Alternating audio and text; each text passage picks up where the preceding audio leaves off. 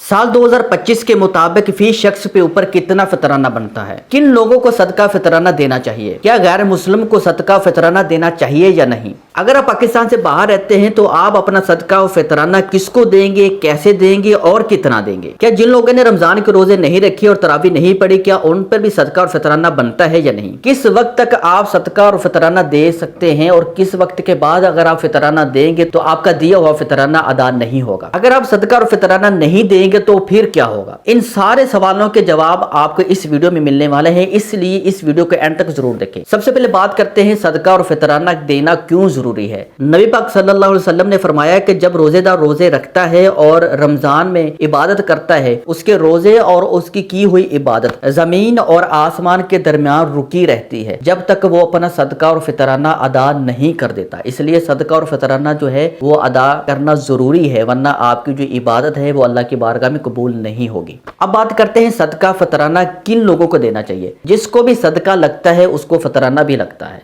अब किसको सदका लगता है? जिसका कोई कमाने वाला नहीं है, जिसका कोई सहारा नहीं है, जैसे कि कोई बेवा औरत है, उसका कोई सहारा नहीं है, वो लोगों के घरों में जाके काम करती है और अपने बच्चों का पेट पालती है, ऐसे लोगों को फितराना देना चाहिए। आप सबसे पहले अपने रिश्तेदारों में देखें क्या कोई ऐसा गरीब तो नहीं है, और फिर जो है आप अपने हमसाए में देखें, अपने मोहल्ले में देखें क्या कोई ऐसा गरीब तो नहीं है।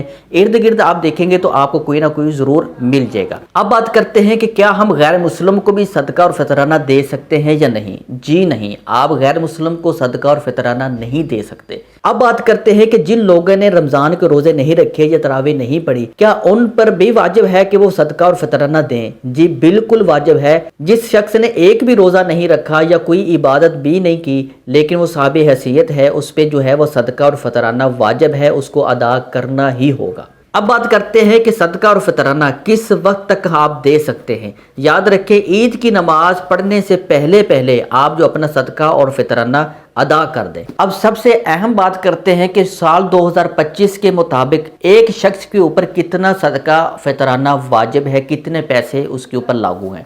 साल 2025 का एक चार्ट जो है वो तैयार किया गया है, मैं आपके सामने वो पढ़ देता हूँ, आपने इसको गौर से सुनना है। गंदम या आटे के हिसाब से 240 या 250 रुपए फी शख्स के ऊपर फितराना लागू है। 240 से आप 1 रुपए भी कम नहीं दे सकते। कोशिश करें, अल्लाह ने आपको जितनी इस्तात दी है, जितनी आपको अल्लाह ने ताकत दी है, आप बढ़ चढ़ के जो है अपना सदका और फितराना दे।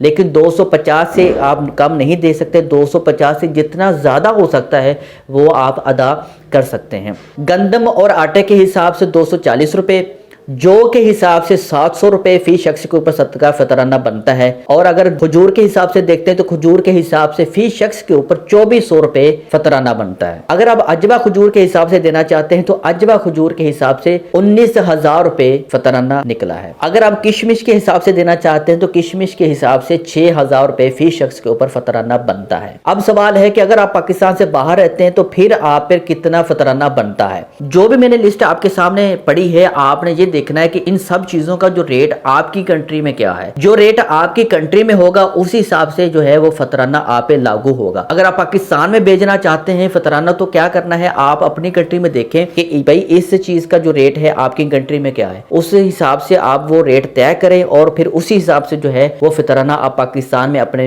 रिश्तेदारों के जरिए, अपने दोस्तों के जरिए वो अब गरीब लोगों तक जो है वो पहुंचा सकते हैं। उम्मीद है कि आपको ये वीडियो अच्छी लगी होगी। अगर अच्छी लगी तो इस तरह की इन्फॉर्मेशन के लिए हमारे चैनल को जल्दी से सब्सक्राइब करें ताकि इस तरह की मजीद वीडियोस आपको मिलती रहे।